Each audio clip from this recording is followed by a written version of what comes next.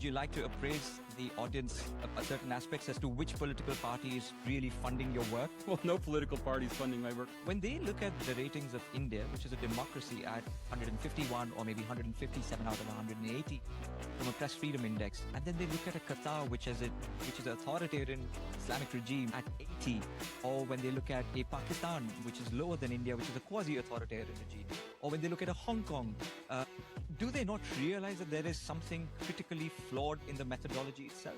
So their violence index is saying that India is violent merely because India is large. They have fantastic perks. Norway has incredibly less media diversity than India. Yet Norway is extolled as best in the world, whereas India is down in the 150s. And the number one item on the RSF criticism of India, it starts with India lacks media diversity. And they say that China is a 0 on their list of journalist deaths. And they say in their report that they do cover China. Clearly, they don't cover China. Person with deep expertise. It starts with a lie and it ends with a lie. None of this is by design anti-Indian, but in effect it is anti-Indian. Hello and welcome to the Indic Society podcast, where we explore the rich tapestry of Indian civilization, its contemporary challenges, and global perceptions. I'm Adit, your host as usual, and today we are going to be decoding global democracy ratings and indexes, particularly the Press Freedom Index. From an Indian prism, these are often used by Western countries as a carrot and stick leverage, only to raise questions about India as a democracy. They are also used by financial institutions as a tool of reputational damage that impact the sovereign ratings of a country, which in turn impacts the borrowing costs, the investment inflows, the overall economic indicators and perceptions on a global stage. These rankings get cited in international reports, diplomatic discussions, and even influence decisions by multilateral bodies. These are often done to paint India in poorer light than the ground realities actually suggest, creating 3 hurdles for India's rise. Joining us today is Associate Professor Salvatore Babones, an American sociologist based in Australia at the University of Sydney. He came into prominent limelight, particularly in India, about 3 years ago as an outsider repeatedly challenging certain coterie of Indian intellectuals for feeding anti-Indian narratives. So let me introduce Professor Babones to you. Welcome to the Indic Society podcast, Professor Babones. It's a pleasure to talk to you. In case if I've missed out anything about yourself, would you like to appraise the audience about certain aspects as to which political party is really funding your work? Well, no political party is funding my work. I'm funded by the Australian taxpayer and the University of Sydney. But I'll just say that I came to India with an expertise on international ranking, not an expertise on India. That is, my relevant publications have all been on measurement tools for studying countries, something I wrote a book about, edited a few books, wrote many papers about. And I'm coming to the democracy rankings without even a particular expertise in democracy rankings, but instead putting democracy rankings under a microscope that a statistician might, as opposed to viewing them the way that political scientists have. That is, political scientists have made many serious statistical errors in creating these democracy rankings, and in particular, the World Press Freedom Index, that a statistician might not have made. My main job here in Australia is teaching social statistics. It's what I do and what I really enjoy talking about. Because you're speaking about this aspect from a quantitative and qualitative perspective, from a layman's perspective, do you just want to maybe break this down for the audience as to what a qualitative assessment of democracies would look like and what a quantitative assessment of these democracies would look like? So these are really mixed. I don't do either. There are people who do quantitative research on democracy, and the quantitative research shows that the world's democracies are improving in health and have been improving in health for the last 25 years. You'd never know that from listening to all the reports about democracy and decline, death of democracy, et cetera, et cetera. But in fact, the 2 best quantitative indicators of democracy that we have, one is the gap between the first and second finishers in elections. That has been narrowing over the past 25 years, not expanding. The second is the rate at which incumbent parties lose elections. That's been increasing around the world, not declining. which means that democracies around the world are becoming more competitive. And that's mainly what we know from a quantitative study of democracy. Now, the democracy indices we have, and most prominently the Varieties of Democracy Institute out of the V-Dem Institute in Sweden, those indices are quantitative in their presentation. They tell you here's a number, but they're qualitative in construction in that they're mainly based on qualitative appraisals of democracy made in a series of dozens of questions by experts whose qualitative evaluations are then summed up into a quantitative index. That's very much true of the Press Freedom Index. Now, where I've been especially critical of both indices is that when you look at the small number of quantitatively verifiable components of those indices, they tell a very different story from what the index purports to tell us. And it's especially true with regard to India. This is going into the article that you just published about journalists being far more safer in India as compared to any part of the world, where you're basically comparing per capita deaths of journalists. I mean, it's not a good thing to say, but where you're basically comparing the per capita deaths in India versus per capita deaths in the United States or in other parts of the world. Well, of course, we need to look at it in per capita terms. I mean, after all, we talk about murder rates, homicide rates across countries. The homicide rate is per 100,000 population. It's not the number of homicides. I mean, Equatorial Guinea has fewer homicides than Australia.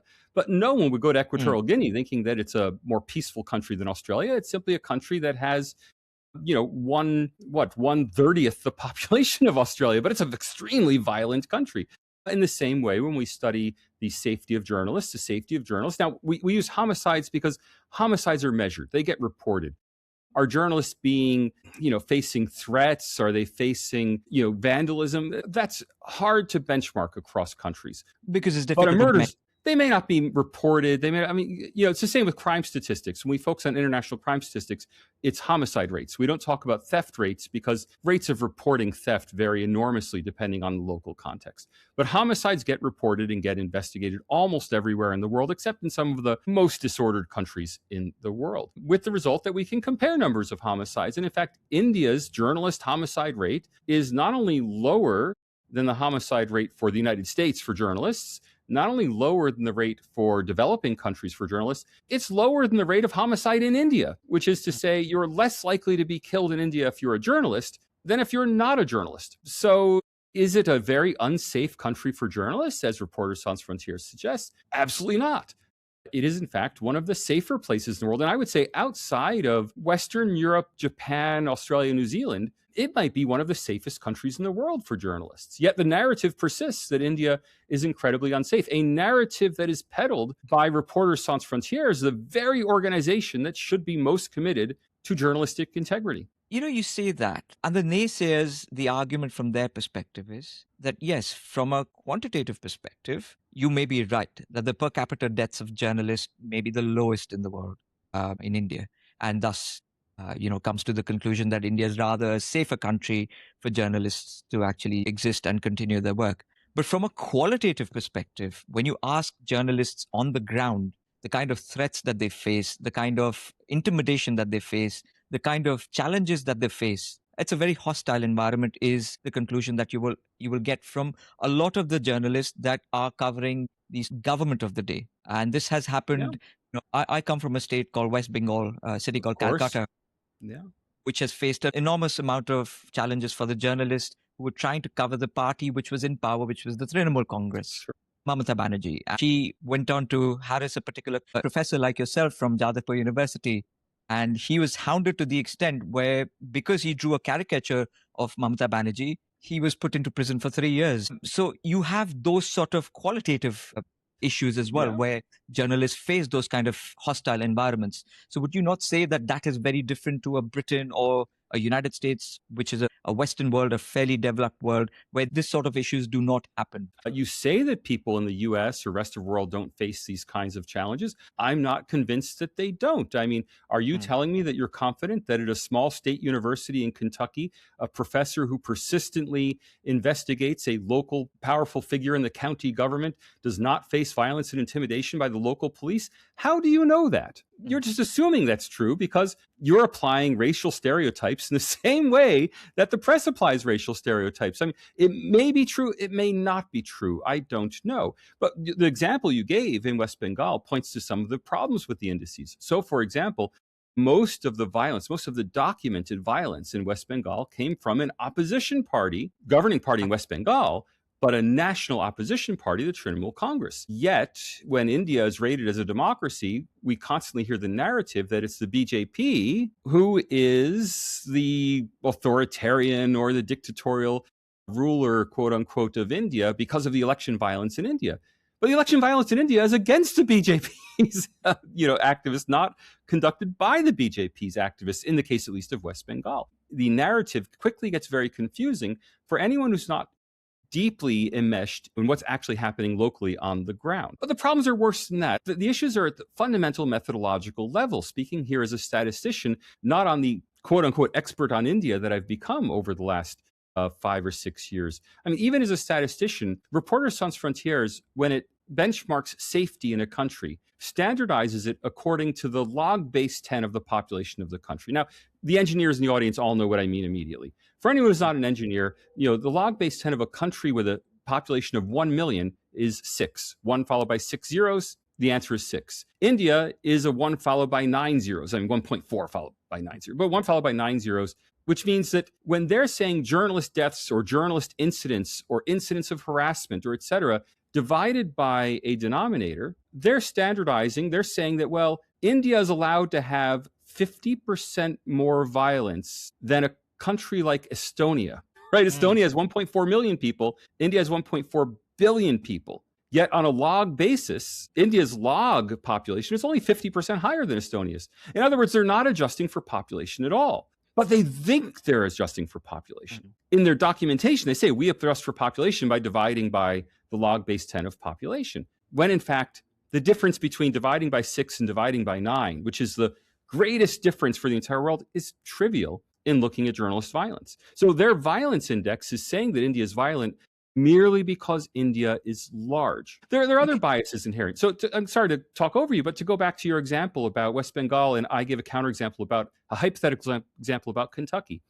How much violence is there in a country like Mozambique that's a francophone country where the local journalists are not even in French, are in a local language? Does anybody really know how many journalists are harassed in Mozambique or in northern rural Nigeria or in Mali or in Paraguay, or in the mountainous regions of Ecuador? I mean, news travels very slowly out of an indigenous majority region of Ecuador where the local language is not even Spanish, where the national newspapers are reporting in Spanish. That news ultimately has to get to an English language or French language compiler in Reporters Sans Frontières. On the other hand, any violence against journalists in India is national news in India's English language press, which is easily compiled by a global organization like Reporters Sans Frontières. So again, India gets hit with a higher perceived level of violence simply because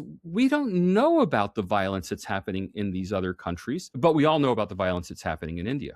That conveniently leads me to my next question. You said something about TMC being in the opposition, which sort of indulges in a lot of political violence, as has been documented nationally. But yet, how does their sort of oppression of journalists in West Bengal get reported nationally? Does it get reported from a methodological perspective as a national level issue? Or does the methodology cover the fact that these are opposition ruled states in India which are indulging in violence or indulging in oppression against journalists? The reason why I was asking this question is because Karnataka and Telangana, which are both Congress ruled states, have recently put out frameworks of laws which actually oppress journalistic freedoms. And I wanted to understand whether that gets reported within the Press Freedom Index as not part of the Indian government or Indian authority at the center, but as state authorities. So I wanted to understand whether that distinction is made when you're sort of looking at the methodology of these reports. So if you want to look at the Press Freedom Index specifically, it doesn't ask about national or subnational. It asks general questions about the country. Here again, India faces a problem based on two things: its population and its very public debates. So the questions are a series of questions around things like, does the government ever intervene in what a journalist says. Does the government ever contact editors to suppress a story? Does the government ever, and it's a whole series of, does this ever happen? Does violence against journalists happen? Does this happen? Well, of course, in a country of 1.4 billion people, everything happens somewhere. In a much smaller country, it may happen once every 10 years.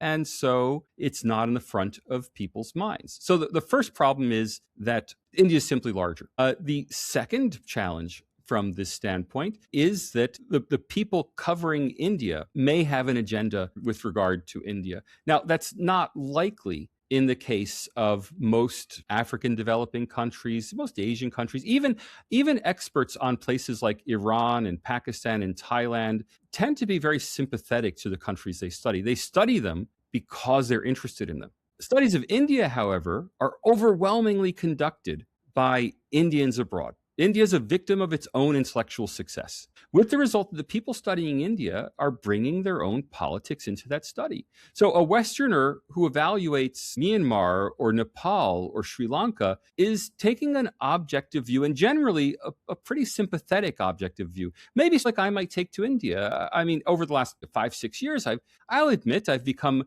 more sympathetic to India than I was at the beginning, simply because I know it better. You tend to, as they say, researchers fall in love with their cases. And I won't say that I've fallen in love with India, but I'm certainly more predisposed to see things positively about India than maybe I was 5 or 6 years ago. Well, that's fine for all those other countries. But because there are so many successful Indian intellectuals in Western institutions, they're viewing India, they're viewing their access to Reporters Sans Frontières or their access to the V-Dem Varieties of Democracy Index rankings, they're viewing their access as an opportunity to fight out their domestic politics. Right. And these two factors together really stack the tables against India. Now, there are other minor issues that stack the tables against India, but none of this, and people may not like to hear it, none of this is by design anti-Indian, but in effect it is anti-Indian. And there are other aspects as well of these rankings that militate against India doing well. So explain to me, so when the body,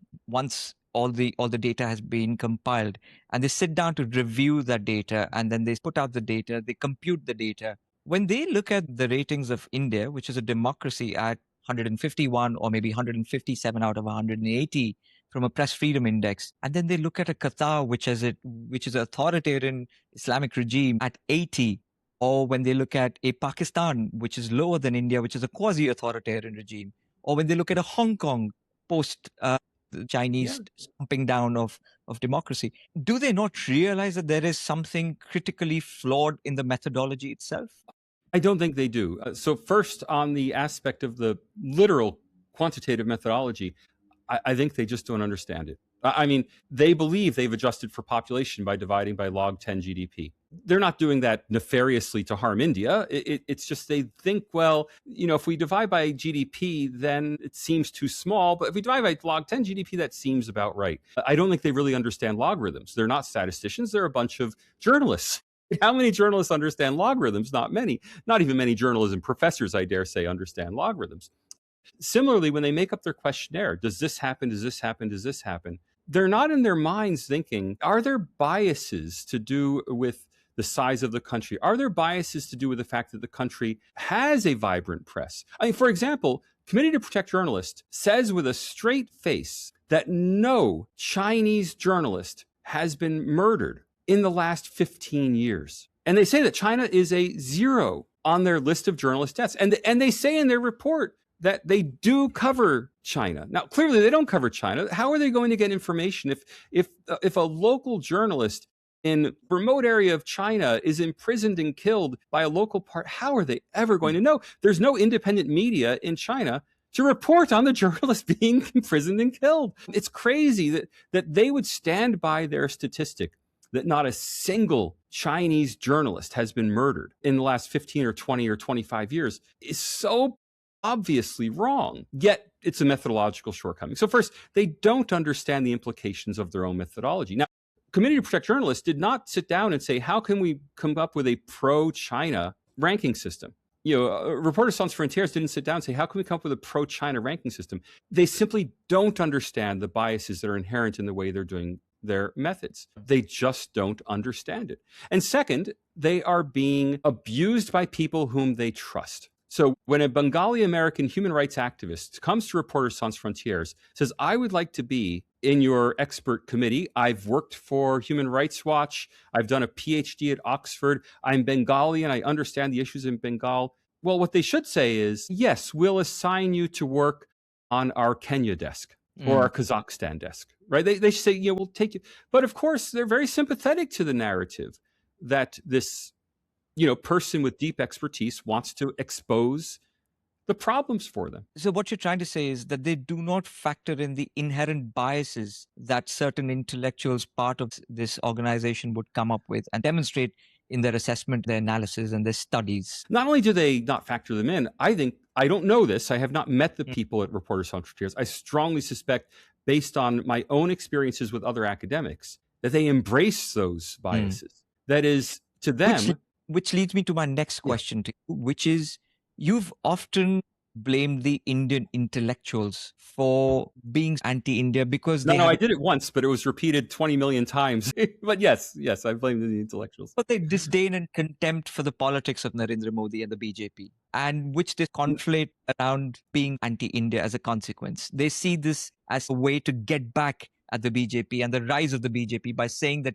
it's not a free country, or the democracy has fallen, or it's become authoritarian in a certain shape and form. But having said that, I shared a document with you, which was a New York Times recruiter advertisement about 4 years ago, where they're specifically looking to hire people with a anti-Modi understanding of politics. Don't you think that by only going after the Indian intellectuals, we're actually giving a free pass to organizations like the New York Times, WAPO, the V-Dems, the PFIs, etc., who are deliberately looking for people with anti-establishment or anti-government or anti-Modi? First, I am not blaming the intellectuals. I want to be very clear about this. I'm explaining the causal chain. That is, it's perfectly appropriate for intellectuals to be questioning, to be critical, to be challenging their own governments. It's not a fault of theirs that they do this, but it's an inevitable consequence of the fact that they do this, that they influence these rankings to produce very low Indian rankings, right? So it's not that the intellectuals are anti-India, it's that the anti-India rankings are the consequence of what the intellectuals are doing. If you're exposing problems in your country, those percolate up into the rankings. I'm not telling the intellectuals not to expose the problems. I'm explaining that V-Dem's Variety Democracy Institute, Reporters Sans Frontières, they don't know what's going on in India. They only know because the Indian intellectuals are telling them what's going on in India. And the difference is that the Pakistani intellectuals are not in a position to tell them what's going on in Pakistan. The Iranian intellectuals are not in a position to tell them what's going on in Iran. They're experiencing muzzled intellectual environments where they know the limits of what they can say. In India, there are virtually no limits on what you can. I mean, there are laws against hate speech. There are some, laws against disparagement. But in general, you can criticize the government all you want in India, and nothing bad will happen to you, except maybe you won't get an interview next time with a government official. I mean, that's going to be the worst of it. And so inevitably, Western organizations come to accept these narratives about India. After all, Indians are telling them that. And I don't blame the New York Times. The New York Times, I mean, look, I don't like the New York Times. I think the New York Times is a very unprofessional newspaper that everyone should go read The Gray Lady Wink, to the fantastic book about how the New York Times reported that Poland invaded Germany in World War II. Okay, it's crazy how, I mean, the New York Times is responsible for why the world thinks that a Hakenkreuz, a Nazi Hakenkreuz, is a swastika, because that's what the New York Times told them it was in the 1920s, right? So the New York Times has a lot to be blamed for, but not for wanting to hire journalists who would question governments in the countries they cover. Of course, they should hire journalists who are very critical of the government, who will dig, who will do investigative reports, who will, try to get at the problems that are occurring in the government. I don't blame the New York Times for that as such. I blame them for a lack of skepticism, that they're not sitting back and saying, is this true? That the editors aren't asking for proof. I mean, if you've ever seen All the President's Men, the famous movie about the Watergate scandal, and, Bob Woodward is, going to the Ben Bradley, the editor of the Washington Post, saying, the president is involved in a cover-up. And Bradley says, give me evidence, won't report it without evidence. Well, that's the problem. If there's a failure at the New York Times and other organizations, it's a failure of editorial quality. But fundamentally, they're just believing what they're told by credible people and organizations. When political science professors, when civil rights organizations, when NGOs, when Reporters Sans Frontières and V-Dem, and all of these organizations are telling them the same story, why should they doubt it? Okay. You wrote an article about 3 years ago where you did speak about the Indian intellectuals who actually resent India's rise, or maybe Modi's rise. Yeah, the new establishment. Could you tell us more about that particular article and what led you to actually write that particular piece? I don't remember the article, but there's a whole chapter on it in my book on India. The democracy. Dharma Democracy. And there's a whole chapter in the Dharma Democracy book about the new establishment and the fact that a new, more demotic, more Indic, if you will, more locally rooted establishment has displaced the old Anglophone, Anglophilic establishment of India. And that new establishment is, muscular, confident in its abilities, but still marginalized from the academy. I mean, and in India, this will, the language I hate to use, but everyone's familiar with it. The old left-wing establishment is being displaced by a new right-wing establishment. And that right wing is still not respected in peak circles or by Western organizations. And, that battle is going on in India. It's something that's one of for decades. It's a major shift. Some people have even called it the transition to the Second Republic in India. That's not merely a republic of BJP dominance in India. It's also a change in attitudes in India. But do you not see that there is a particular intolerance within sort of the left-wing academia? The old establishment is highly intolerant of the new, but the new establishment is not very complimentary of the old establishment. I mean, let's be honest, this is an intellectual civil war going on. And one side is winning and the other side is going to its international friends and complaining. And I think that sums it all up in a nutshell. The local side is beating the internationalist side. But, as I often tell people, who's more likely to network at a cocktail party in New York City, Mohan Bhagwat or Rahul Gandhi. And obviously, Rahul Gandhi is much more likely to be at that cocktail party and much more likely to be listened to by New York Times reporters than a Mohan Bhagwat. Fair point. This recent episode where Prime Minister Modi was in Norway, bilateral press briefing happens between him and his Norwegian counterpart. They're both about to walk off the stage, and then you have this Norwegian reporter thinks it is their prerogative to ask compelling questions, and then she goes on to say something as bizarre as, would you not speak to the freest press in the world? And then goes on to make other bizarre questions. But having said that, do you not think it's an issue that a prime minister of a country which represents 1.4 billion people has not spoken to the press for the past 12 years? And as a consequence, that feeds into your press freedom indexes, etc., because the prime minister is not willing to talk to the media. Look, Narendra Modi doesn't talk to the media because he doesn't have to. He has an approval rating of in the 70s or so, and he calculates correctly that talking to the press will only harm his political chances, not improve them. Is that good, bad, right, or wrong? Look, politics in real democracies is a hardball game, and he's making that hardball calculation. Donald Trump, on the other hand, has an approval rating of 40%, and he is constantly talking to the press to just eke out another 1% in order to win an election, because all he needs is to get up from 40 to 41%, and he's going to win that election because of the fractured nature of politics. They're responding to incentives. Now, I'm not sure that reporters certainly would be thrilled to have greater access to the prime minister. But in India, no one's stopping reporters from complaining about the lack of access to the prime minister. And reporters do complain about lack of access to the prime minister. And that's what press freedom is about. Now, would the Indian press be more full of information if Narendra Modi were to give more interviews and do press conferences? Sure, it would. But gotcha moments at press conferences where you find a leader accidentally say something he didn't mean to, I'm not sure that advances democracy particularly. I mean, I like it. I would love to see leaders always facing scrutiny, but I'm cautious about imposing things that I happen to like as being determinants of what's more democratic and what's not. I mean, look, the key question is, can Indian people really know what they're getting when they vote for or against Narendra Modi? And I think Indian people are very confident that they know whether they want Narendra Modi or they oppose Narendra Modi, there's no question in that would be resolved by a press conference. Well, the press in India are extremely angry. We had one of the senior journalists from the Hindu basically speak about this, where the Prime Minister's aircraft flies to these various nations where 30 seats, which are meant to be reserved for the journalists, are flying absolutely without those 30 journalists. And they're extremely perturbed about the fact that, Indian taxpayers' monies are, as a consequence, being wasted where it can be put to better use with having to travel with journalists who can ask compelling questions, just not to the Prime Minister alone, but also to the foreign counterpart as a consequence, and which doesn't happen any longer, which used to happen, which used to be the norm back in the days of when Manmohan Singh was leading the government, or even when Atal Bihari Vajpayee was leading the government.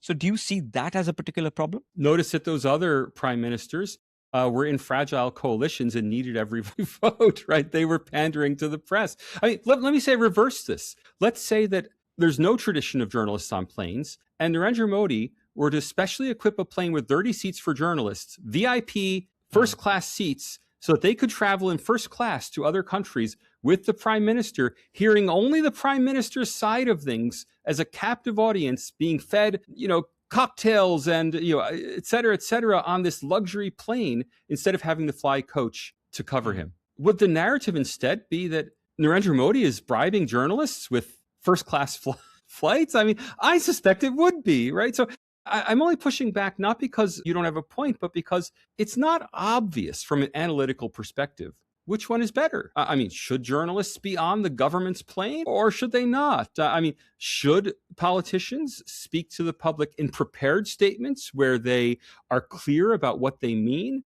Or should they speak off the cuff and maybe say things they didn't mean to say and that are not actually true? It's not clear that one or the other is more democratic, and a case could easily be made in the opposite direction. There's not a prima facie obvious answer to these questions. There are legitimate answers on both sides. I don't take a position on this. I mean, it's not really at issue. And it's not in the press freedom rankings. And again, you invited me on here to talk about the RSF methodology, and I'm going to keep pushing back to that.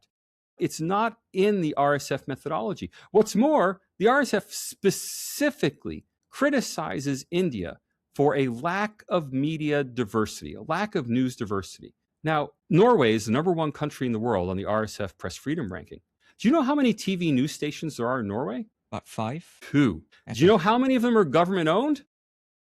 Both. 1. Okay. More than half the journalists in Norway are literally paid by the government. They have fantastic perks. Norway's one of the richest governments in the world. Now, if you're working for a government that pays your salary, that is fantastically generous to you, one of the questions in the RSF methodology is, are you provided with adequate internet access to do your job in your country? Well, I bet you no doubt that Indian journalists are complaining that they don't get subsidized internet from the Indian government. They have to pay for their own internet. How dare the government make a news organization pay for its own internet, right? And so India's getting downgraded on that question. Whereas Norway, it's perfect. Now, Norway has incredibly less media diversity than India. Yet Norway is extolled as best in the world, whereas India is down in the 150s. And the number one item on the RSF criticism of India, it starts with India lacks media diversity, and it ends with journalists are not safe in India. It starts with a lie, and it ends with a lie, because they're not being objective in how they rate countries. The Ministry of External Affairs, the way they go about dismantling these sort of ratings is saying that they are of a colonial construct. Do you think that's the right thing to do, or No. should they be doing much more in terms of actually going down to the methodology and dismantling it bit by bit? Because I think there was this viral video from Norway of an Indian MEA representative defending India and how India is a great democracy and India's done this and India's done that and it's peaceful to all countries. And that played beautifully in India. It was wildly popular in India. About 6 different people shared it with me, and I'm not even Indian, but they're all sending me this, look how great this defense of India is. And I'm just hanging my head because from a public diplomacy standpoint, it's the worst thing you could do. I was nauseating after Right. that.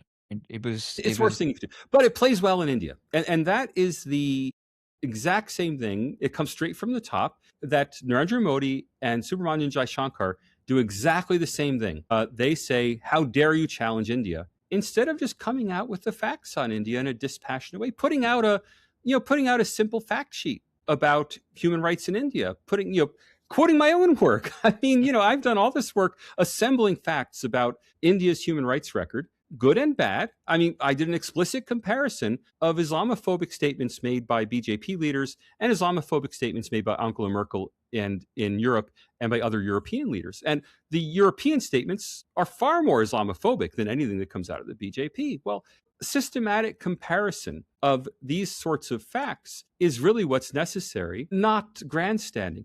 But grandstanding plays well in India. And let's face it. You're talking about the electoral politics aspect of it. So Yes. one is the politics aspect of it. The second one is the actual narrative from a global diplomacy perspective. But they don't care about the global diplomacy. They care about winning elections in India. And so nothing is better. I mean, you may remember when at an obscure conference, I can't believe I'm going to blank on his name, the old financier who brought down the pound and who was always George Soros. George Soros, thank you. How could I forget George Soros? You've got to clip that out of this or I'll be embarrassed. When George Soros made one comment against India at an obscure global conference, and George Soros is no longer active. He's in his 90s or something. And, that was electoral gold. And Indian media, and particularly Subramanian Jaishankar, ran for it for a week. How dare George Soros criticize India? It's gold. When George Soros criticizes you, when V-Dem criticizes you, when the U.S. Freedom House, which is funded historically by the CIA, criticizes you, that's great. CIA-funded Freedom House criticizes India. We're going to stand up for India. It's electoral gold. And so I don't think the government actually wants to put an end to this because it's useful to any government in India to be criticized by colonialist foreign powers who want to reestablish Western dominance over India. Okay, so can this be called reverse colonization? I call it that. Look, India really is a democracy. And because India really is a democracy, the issue for Indians is not trying to manage how the World Bank views them. That's what China does. I mean, China was caught red-handed, essentially bribing the World Bank and World Bank officials to give it a better rating in the corruption index produced by the World Bank. And the whole index had to be suspended. And it was never reintroduced because, it was found that China was subverting it. So that actually brings me to the next question. All of these ratings, and I used to work within credit risk of a financial institution in London, where we used to manage country risk for the financial institution. And there were many ratings that the country risk profile would basically have to be assessed on. How important do you think are these global indices, these indexes, these ratings from a financial institution perspective? I get the answer in perspective, but does this affect the sovereign lending, sovereign borrowing aspect of it? How much the country's rating then gets upgraded, downgraded, and that IMF can then sort of lean with you, the World Bank can then lean with you? They affect it in a minor way. Look, Sanjeev Sanyal has made a big deal of this, and correctly. He should make a big deal of it. He's a public servant and he represents the government of India. And elements of the rankings are recycled into multiple indices, including into global credit risk source. That said, banks are mainly lending and individuals are buying bonds on the basis of their independent appraisals. And yes, credit ratings enter into that as part of the calculation. So I think ultimately it's a pretty tenuous connection. That is, these international rankings slightly influence credit risk models. Credit risk models somewhat influence people's investment decisions. I don't think it's costing India a lot. Is it costing India something? Yes, certainly at the margins, it's costing India something, but it's not the big issue. The big issue is diplomacy. The big issue is that India is increasingly viewed in the United States and in other Western countries like Australia as a Russia-style authoritarian country, but one that's anti-China. And because it's anti-China, it's worth cultivating. Instead of India being viewed correctly as a fellow liberal democracy, that should be a partner because it's a fellow liberal democracy. And I have to say, India, again, does nothing to benefit itself in this. If I said India is a liberal democracy, I'll have 1,000, right-wing, quote unquote, Modi fan internet trolls saying, no, we're not liberal. How dare you say that India's democracy derives from its ancient traditions and we are a, civilizational state. And it's like, no, you're not a civilizational state. You're a modern liberal democracy, just like Australia or the United States or United Kingdom. Construct is the same. It's on the basis of Westminster parliamentary system. So that actually then takes me to the next question. Do you think Westminster parliamentary system is fit for purpose for a state like India? Do you see, because you've often spoken about India being one of the lowest GDP states, Yeah, by the far. global democracies, but it's one of the most successful Yeah. democracies from an institution perspective. So do Yeah. you think institution holds up from an India prism of view? The institutions seem to be working democratically. Clearly, it works. I mean, routinely in India, governments are defeated by the voters. Every government in India is constantly afraid for its life at the next election. What Indian analysts constantly deride as freebies, and how can the government go to freebies? They're just bribing voters. I have news for you. That's democracy in action. That's every voter. I have to go out and convince that voter why to vote for me. No, the voter's not voting because the voter is loyal to my party. Even the idea that in the past voters were loyal to some caste representative or loyal to some cultural representative, that's rapidly disappearing. Voters want to know who will deliver for them. India elections are tightly fought. Anyone who thinks that the BJP just steamrolls everything only need to go back to May 2024, when all the narrative was that the BJP was feeling threatened all over and was on the way out and only won 40% or so of the vote. And there's the idea that anyone can take it for granted that they're going to win in India is entirely false. Even Narendra Modi can't take it for granted that he's going to win the next election. As popular as he is, the voters will turn him out in a second if he doesn't get them that 24-hour electricity or that promised food subsidy, or they can't find a job. Look at the massive popularity of the new internet phenomenon, the new party, the meme party that was just it was just created. I mean, every politician in India is constantly running for his or her life. And that's the heart of democracy. Democracy works in India. If anything, it works better in India than in most countries that have democratic systems. Okay. Coming to the end of the segment now, Professor Babones, I have a question for you. Are you a fascist? Because people in India have said because Hitler was a vegetarian Yes, and he was yes, a yeah. fascist, Narendra Modi is a vegetarian and he's a fascist, and you, Professor Babones, are also a vegetarian. You know me so well. I freely admit to being a vegetarian and a non-smoker. So there you go. I've 2 out of the 3 key Hitler qualities. All I'm missing is genocidal anti-Semitism, and but for the grace of God, there would go I. But why do you think, the likes of Audrey Trishk, the likes of Nandita Das, these are revered intellectuals globally? Okay, maybe not Audrey Trishk. I mean, she can pass off as a dishonest intellectual. But why do you think they have this sort of drive in them to disparage India wherever they seem deemed fit? Including Arundhati Roy. I mean, she's written fantastic books, but then she has this disdain against the concept of India, this construct of India. Where do you think that stems from? Do they not see the success of democracy in India? Look, ideologies matter very little. What really matters is power, and people either getting power or being denied power. And when people like Arundhati Roy are being denied the cultural influence that they once had, that is something that's very upsetting. No one wants to be kicked off a pedestal. Just to illustrate this fact that the ideology almost doesn't matter. I was telling a colleague, a sociology academic colleague at the University of Sydney, about the cases where the River Ganges, Mother Ganga, was being given legal status. The argument was that the river should have legal status to sue and for representation in courts. And she's like, oh wow, that's fantastic. Aboriginal Australian groups are arguing that their mountains should have legal status or their springs should have legal status. This is being accomplished in countries around the world. I said, oh, but it's the Hindu right in India. Who wants the River Ganga to have legal? Oh no, that's a problem, right?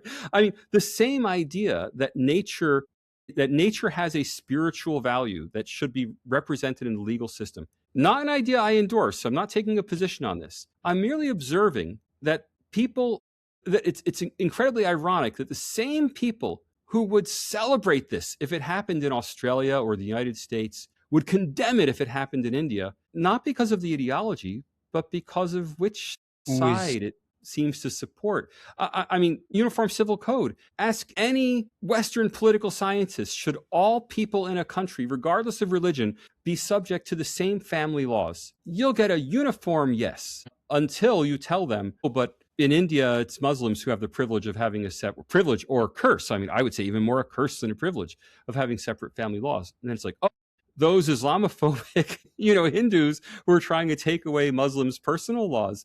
And it's like, well, wait a minute. Aren't you a liberal who believes in equality before the law? So the ideology is irrelevant.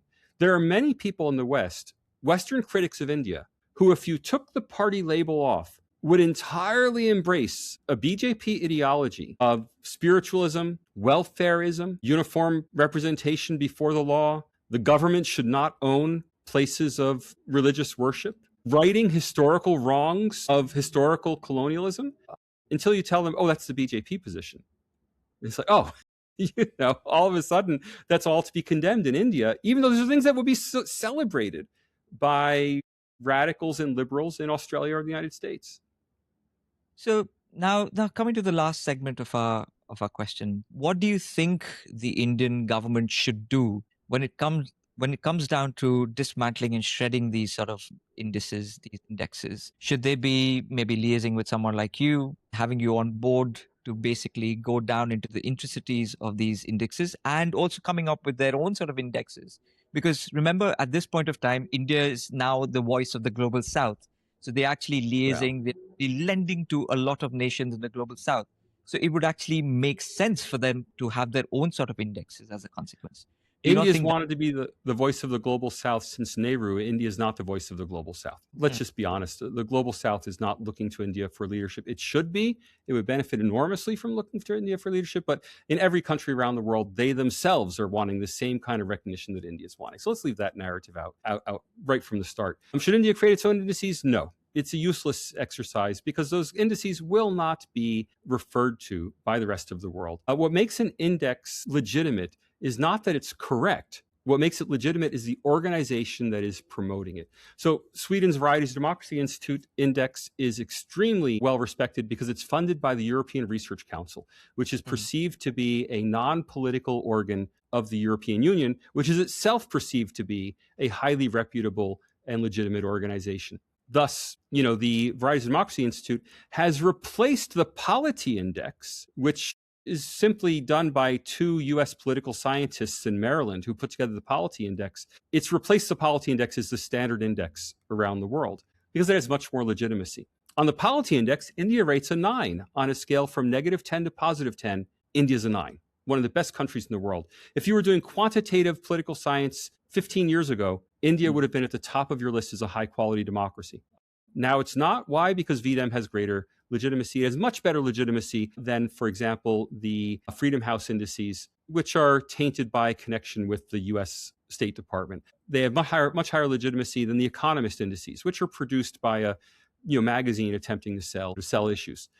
So legitimacy is really the key here. Now, look, what India needs to be doing is forefronting the incorrect evaluations made by these indices with an attempt ultimately to get these problems fixed. That's not something I can do as a one-man job here from Sydney, Australia. I mean, I love to talk about it. If the Indian government ever wanted me to come to a conference in, whether it's in Delhi or in New York or in Sweden and talk about these criticisms, I'd be thrilled to do it. Not on behalf of the Indian government, but I'd be thrilled to do it in cooperation with the Indian government. I'd be happy to train other people how to do it. I'd be happy to give seminars on it.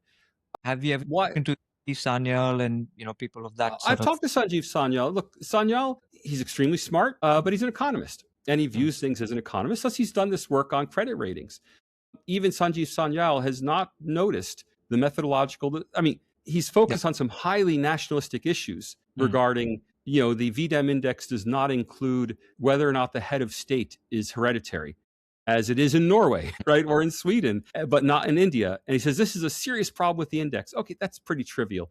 The real problems with the index are statistical. And Sanjeev Sanyal, for all of his intelligence and accomplishments, is an incredibly accomplished man. He is not an expert on index construction. Now, what India could do is sponsor a conference on index construction, bring in statisticians. I would be happy to come. Other statisticians could come and do an unpacking of the methodologies behind V-Dem and expose that to the world and publish a conference volume out of it. I mean, that sort of thing could be done. Indian government could pressure Reporters Sans Frontières to fully publish its data. Reporters Sans Frontières publishes a very generic methodology document, and its final evaluations, it doesn't publish the actual data so that we can see, things that could be verified, items that could be verified, like number of press organizations in a country, these sort of things. We don't know how they're rating India on these elements. Let's have the ability to. Okay.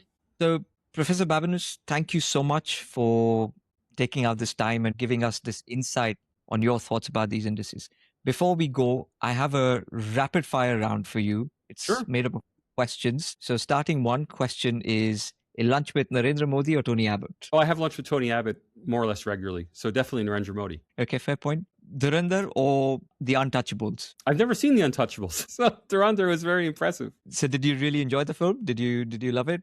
I really enjoyed it, but I did think it was a bit ridiculous. Oh, you did think it was ridiculous. Did you watch both the parts or just Of course I watched both films, and my main criticism was that about 30 seconds total of this 8-hour extravaganza was blatantly political, endorsing Narendra Modi. And if they'd simply removed those 30 seconds, it would have been a much more powerful film that was accessible to everybody, not only to fans of Narendra Modi. And I think it was incredibly self-indulgent of the directors to put in these explicit endorsements when there was no need for them. Everyone would have got the message without them. Okay, right.